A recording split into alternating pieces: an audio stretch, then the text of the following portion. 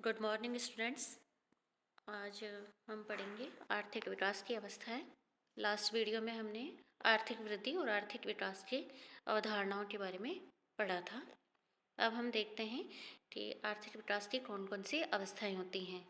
जैसे जैसे एक देश की विकास में वृद्धि होती जाती है तो वो कौन सी अवस्था में विकास कर रहा है या उसकी विकास की गति कौन सी अवस्था में, इसी को हम अध्ययन करेंगे। अगर पुराने टाइम से देखें या ऐतिहासिक काल से हम देखें तो बहुत सारे देश अपने विकास की अलग अलग अवस्थाओं से गुजर के आगे बढ़ चुके हैं। कुछ प्रारंभिक अवस्थाओं में हैं, कुछ मिड में हैं और कुछ अपने विकास के सर्वोत्तम स्तर को प्राप्त कर चुके हैं। जहां जर्मन अर्थशास्त्री फ्रेडरिक लिस्ट ने अर्थव्यवस्थाओं में व्यवसायों की प्रधानता के क्रम के आधार पर आर्थिक विकास की 5 अवस्थाएं बताई हैं। वह 5 अवस्थाएं कौन सी हैं? आखेट अवस्था, यानी वो सबसे पुरानी अवस्था है जिसमें यह वह युग था जिसमें शिकार होता था और जो मानव था वह जंगलों में ही रहता था और आदिम काल को आप ये कह सकते हैं। दूसरी पशुपालन अवस्था, यह अवस्था तब आई जब मानव ने पशुओं को पालतू बनाना स्टार्ट किया। फिर थर्ड नंबर पे है कृषि अवस्था।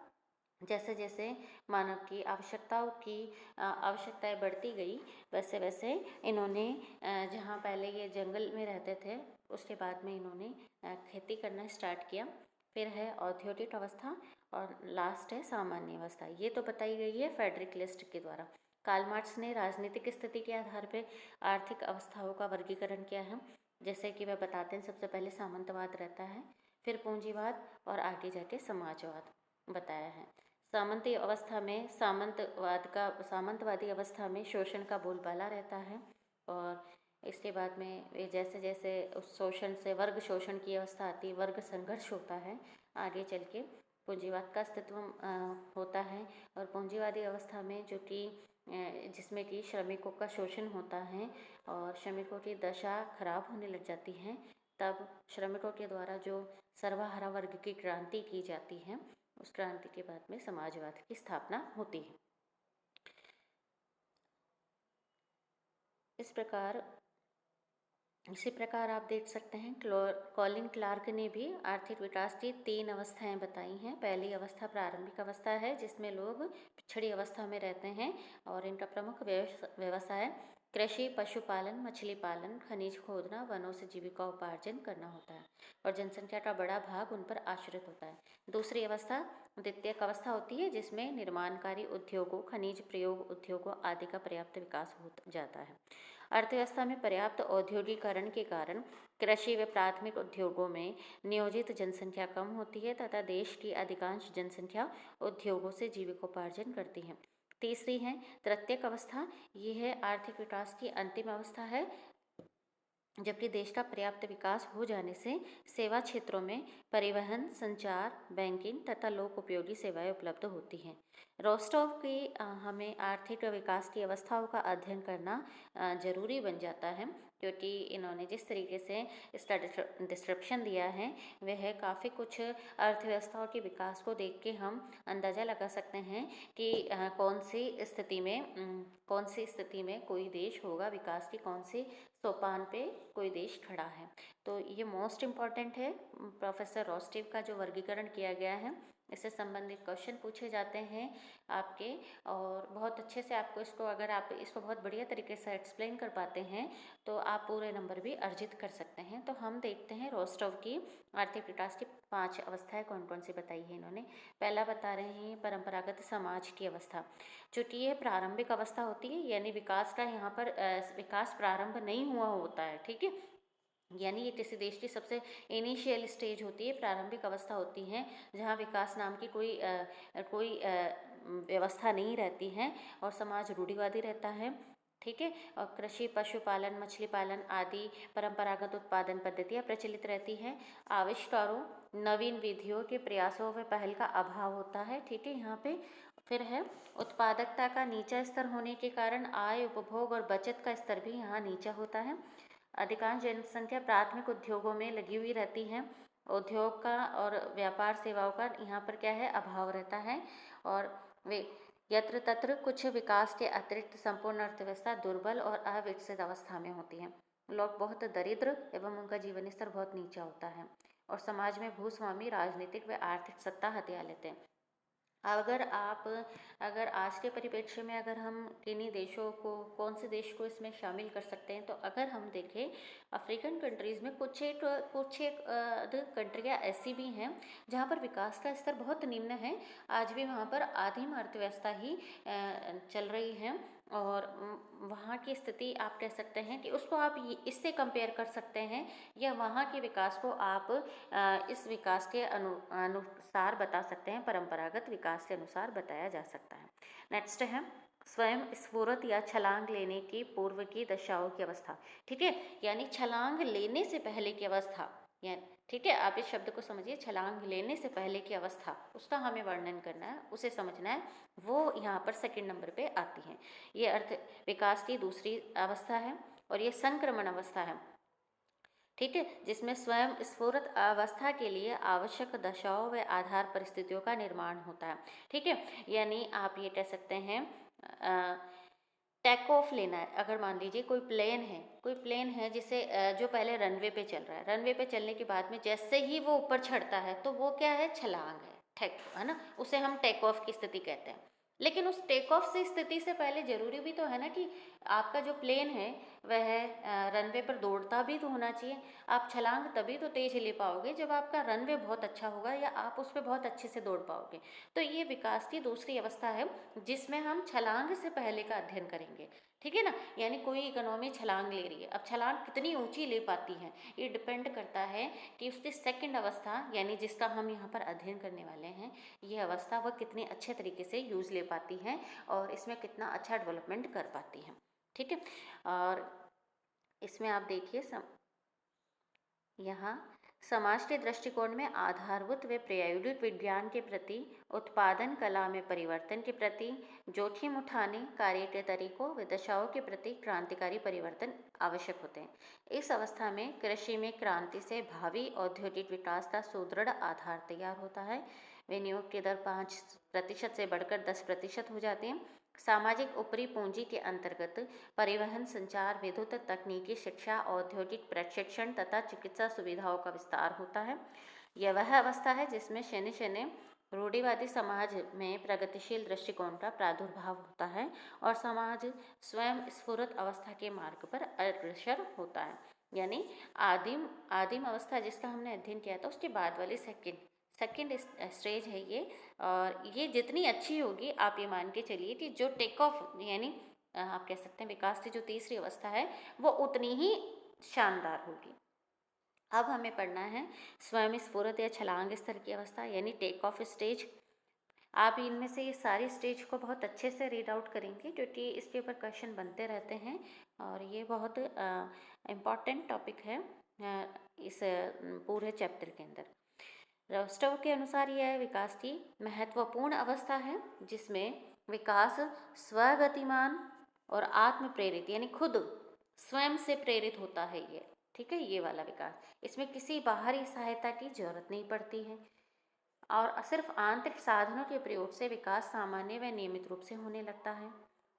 रोस्टोव के शब्दों में यह एक ऐसा संक्रमण काल है जिसमें विनियोग की दर इस प्रकार बढ़ती है कि प्रति व्यक्ति वास्तविक उत्पादन बढ़ जाता है और यह प्रारंभिक वृद्धि उत्पादन कला की क्रांतिकारी विधियों को जन्म देती है। आय बढ़ती है, आय में वृद्धि से विनियोग के नए आकार की शुरुआत होती है। परिणाम स्वरूप प्रति व्यक्ति उत्पादन की वृद्धि की भी नवीन प्रवृत्तियों का सूत्रपात होता है। ठीक है, मैं आपको फिर वापस से समझा देती हूँ। अगर कोई एयरप्लेन है यहाँ पे, ठीक है, और ये एयरप्लेन आपका, अगर इसको उड़ना है, ठीक है, उड़ना है तो दौड़ भी जरूरी है। ठीक है, तो हमने जो अभी अध्ययन किया था वो ये दौड़ हो गई आपकी, है ना, और ये जो हम टेक ऑफ का अध्ययन कर रहे हैं ये इसकी छलांग कह सकते हो आप इस एरोप्लेन की, या इसकी उड़ान कह सकते हो। ठीक है, इस अवस्था की तीन शर्तें पूरी होती है। कौन सी हैं? विनियोग की दर राष्ट्रीय आय की 10% या इससे अधिक होती है। दूसरा, निर्माणकारी उद्योगों की विविधता तथा उच्च उत्पादकता का विकास होता है। तीसरा, अर्थव्यवस्था में एक ऐसे संस्थागत ढांचे का निर्माण होता है कि आंतरिक साधनों से ही पूंजी निर्माण की उच्च क्षमता उत्पन्न हो जाती है। यानी यहाँ पर इन्वेस्टमेंट आपका 10% से ज़्यादा होता है, ठीक है ना। ये ऐसी अवस्था है कि 10% से ज़्यादा। अब आप जान सकते हैं कि इन्वेस्टमेंट बढ़ेगा तो इनकम बढ़ेगी, मल्टीप्लायर इम्पैक्ट आ गया, ठीक है। मल्टीप्लायर इम्पैक्ट यानी इनकम भी बढ़ गई। फिर ये इनकम आगे चलकर आपके इंड्यूस्ड इन्वेस्टमेंट को बढ़ाएगा, ठीक है। तो उत्पादन क्षमता भी बढ़ रही है आपकी, और इससे आपके जो संस्थागत ढांचे हैं उनका भी निर्माण हो रहा है। तो और इस प्रकार अर्थव्यवस्था में उद्योगों की विविधता आ रही है और उत्पादकता का स्तर उच्च हो रहा है, ठीक है। अलग अलग इकोनॉमी या आप कह सकते हैं अलग अलग देशों ने ये अवस्था अलग अलग समय पे प्राप्त की है। आप इसको देख सकते हैं कि सबसे पहले ब्रिटेन ने, फिर फ्रांस ने, अमेरिका ने ये प्राप्त किया। भारत में ये अवस्था 1952 में प्राप्त करी थी। आगे हैं आपके परिपक्वता की दिशा में कदम। अब चूँकि आप अब जैसा कि मैं बता ही चुकी हूँ, अगर ये एक एरोप्लेन की अगर हम बात करते हैं, ठीक है ना, और ये पहले तो रनवे पे दौड़ ही रहा है, ठीक है, जो कि हम इसका अध्ययन कर चुके हैं। हमने ये वाली स्टेज भी अध्ययन कर ली, छलांग वाली भी, कि ये उड़ रहा है, ठीक है, ये भी हम अध्ययन कर चुके हैं।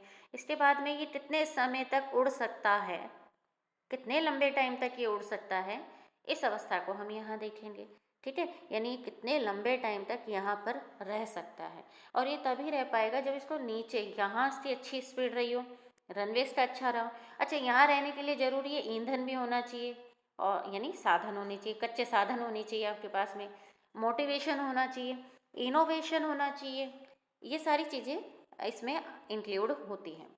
तो यह अवस्था स्वयं स्फूर्त अवस्था के बाद परिपक्वता की अवस्था आती है, जब अर्थव्यवस्था के विकास, विदोहन एवं संरक्षण के लिए आधुनिकतम तकनीकी एवं प्रौद्योगिकी जानकारी का बड़े पैमाने पर प्रयोग होता है। अर्थव्यवस्था में विनियोग की दर बढ़कर राष्ट्रीय आय का 20% या इससे अधिक हो जाता है। उद्योगों में विविधता आती है। इंजीनियरिंग, लोहा इस्पात, रसायन, जहाज, विद्युत यंत्र तथा अन्य आधारभूत उद्योगों की प्रधानता के साथ साथ उपभोग उद्योगों का विस्तृत आधार होता है। यानी यहाँ पर जब उद्योग जो पनप रहे हैं वह कौन से उद्योग है? आधारभूत उद्योग। आधारभूत उद्योग का मतलब समझिए बेसिक इंफ्रास्ट्रक्चर, यानी कोयले का उद्योग है, लोहा है आपका, इसके अलावा रिफाइनरी है, और इसके अलावा स्टील है, सीमेंट है, इलेक्ट्रिसिटी है। ये ऐसे उद्योग है, ये कोर इंडस्ट्री कहलाती है, आप कह सकते हैं। कोर इंडस्ट्री क्यों है ये?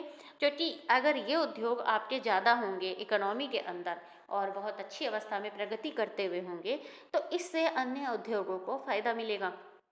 तो ये आधारभूत उद्योग की प्रधानता रहती है इस प्रकार की अर्थव्यवस्थाओं में, और इसके साथ साथ में उपभोग उद्योग का भी विस्तार होता है। इसमें 3 महत्वपूर्ण परिवर्तन दिखते हैं। पहला है जनसंख्या का बहुत बड़ा भाग तकनीकी एवं कुशल श्रम के रूप में उद्योग से आय अर्जित करता है, यानी कि कृषि पर जनसंख्या का भार कम होता है, क्योंकि इनकम आप किससे मिल रही है? इंडस्ट्री से मिल रही है। देश आत्मनिर्भर हो जाता है। थर्ड है अर्थव्यवस्था में आय, विनियोग, बचत तथा उपभोग का स्तर ऊंचा होने से आर्थिक संपन्नता व सुदृढ़ता का मार्ग प्रशस्त होता है। अब आप जानते ही हैं, अगर आपके इन्वेस्टमेंट ज़्यादा होगा, इसके कारण आय ज़्यादा होगी, फिर विनियोग ज़्यादा होगा, बचत ज़्यादा होगी, तो सीधी सी बात है उपभोग का स्तर ऊंचा होने की वजह से आपका जो लिविंग स्टैंडर्ड है या किसी देश का जो लिविंग स्टैंडर्ड है ये भी बहुत अच्छा होगा। तो आप ये देखिए कि ब्रिटेन के अंदर, अमेरिका के अंदर, इसके अलावा और भी यूरोपियन कंट्रीज़ के अंदर आप इस प्रकार की अवस्थाओं को देख सकते हैं, क्योंकि यह है वह देश परिपक्वता की दिशा में पहुंच चुके हैं। नेक्स्ट है उच्च स्तरीय उपभोग की अवस्था, the stage of high mass consumption. यह है आर्थिक विकास की उच्चतम अवस्था होती है, जिसमें देश की उत्पादक गतिविधियां अपनी चरम सीमा पर होती है। यानी आप कह सकते हैं कि एक जो प्लेन हमने बनाया है, ठीक है ना, ये जो प्लेन हमने बनाया है, इस प्लेन का आप कितना टाइम तक आप इसको आसमान में रख सकते हो, ये ऊपर कितना मैक्सिमम ऊपर कितना जा सकता है, कितने टाइम तक आप इसको ऊपर बना के रख सकते हो, उसको हम यहाँ देखते हैं, ठीक है। समाज में प्रत्येक व्यक्ति सामान्य उपभोग की वस्तुओं के अतिरिक्त उच्चतम एवं विशिष्ट वस्तुओं व सेवाओं के उपभोग का प्रयास करता है, जैसा कि विलासिता की वस्तुएं हैं, आप जितनी भी हैं, तो इनकी जो ये महंगी वस्तुओं की मांग धनी व्यक्तियों तक सीमित ना रहकर सामान्य जन तक भी पहुंच जाए, वो इसमें उसको इसमें इंक्लूड किया जाता है। औद्योगिक विकास इस स्तर पे पहुँच जाता है कि सुधार व नवीनता की गुंजाइश ना रहते हुए भी अनुसंधान एवं परीक्षणों का क्रम चलता है।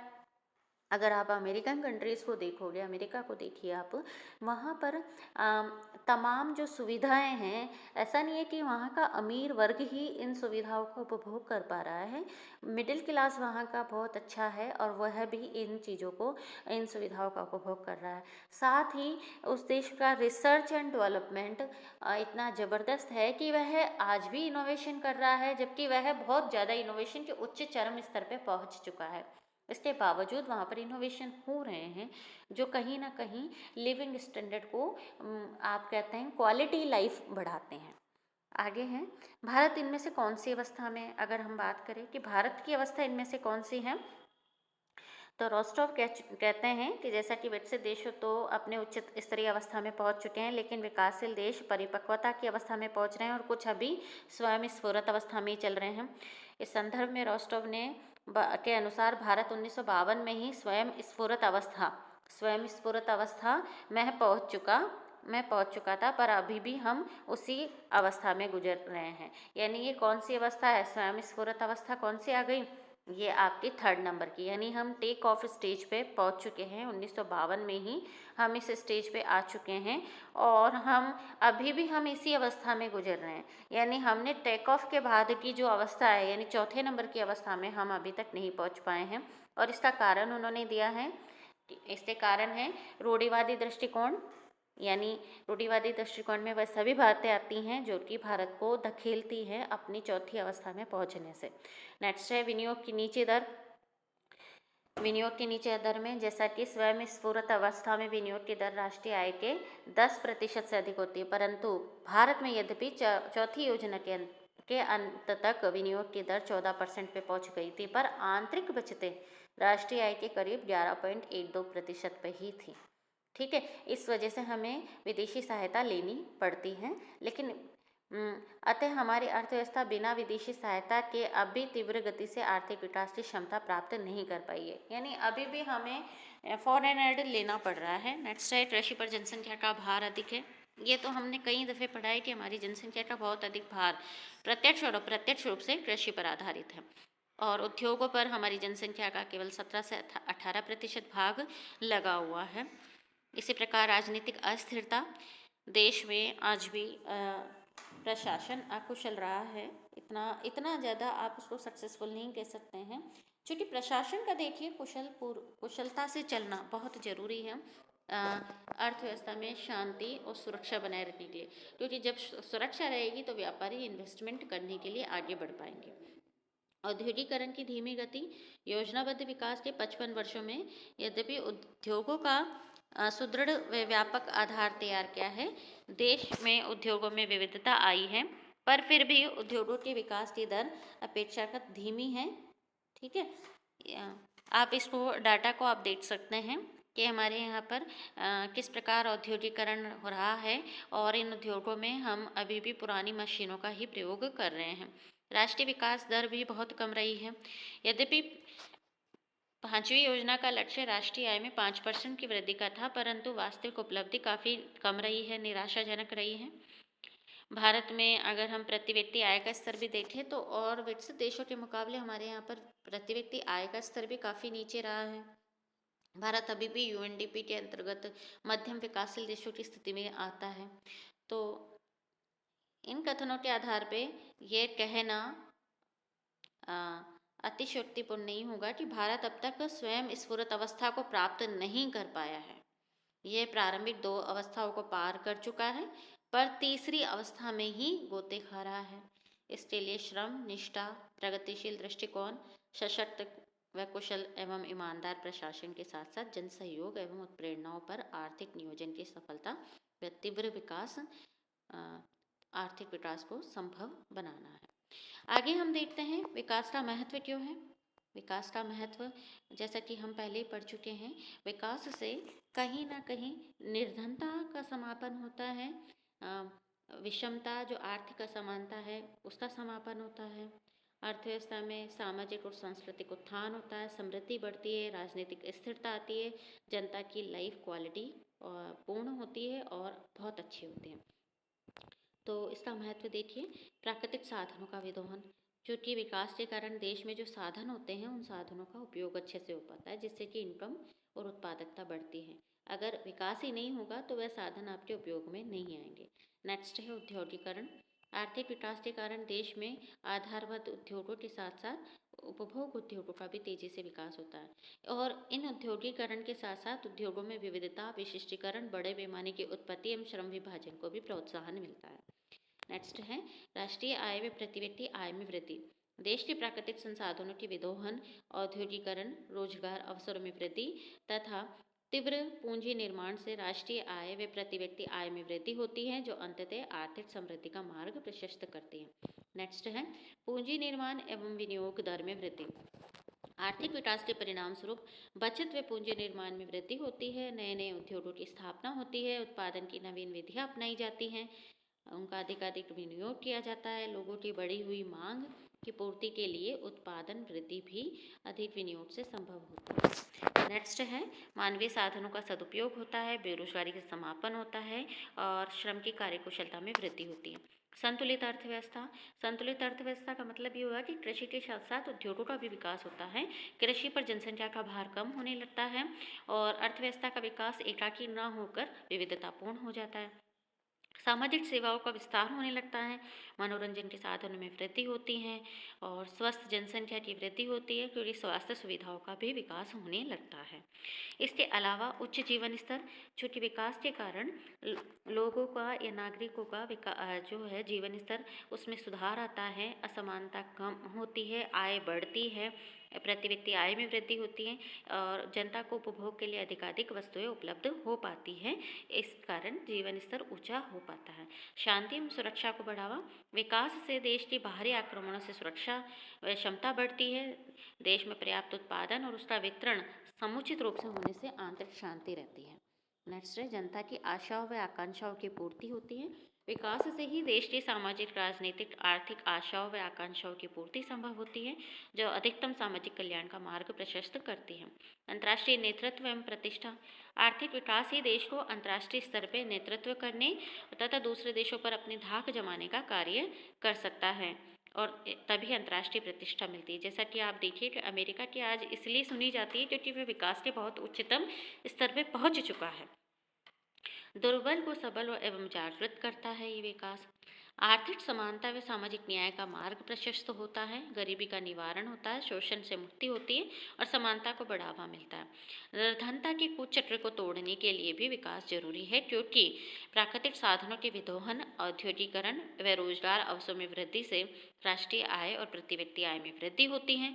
उपभोग व बचत में वृद्धि से विनियोग, उत्पादन व पूंजी निर्माण में वृद्धि होती है, अतः निर्धनता के निराकरण की व्यवस्था उत्पन्न होती है।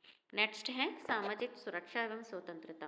विकास से ही प्रति व्यक्ति आय में वृद्धि होती है और आर्थिक असमानता में कमी आती है। समाज को बेरोजगारी, वृद्धावस्था, बीमारी, दुर्घटना, मृत्यु आदि से मुक्ति भी इसी के द्वारा मिल पाती है। इस प्रकार विकास का महत्व अपने आप इन सब कारणों से बढ़ जाता है।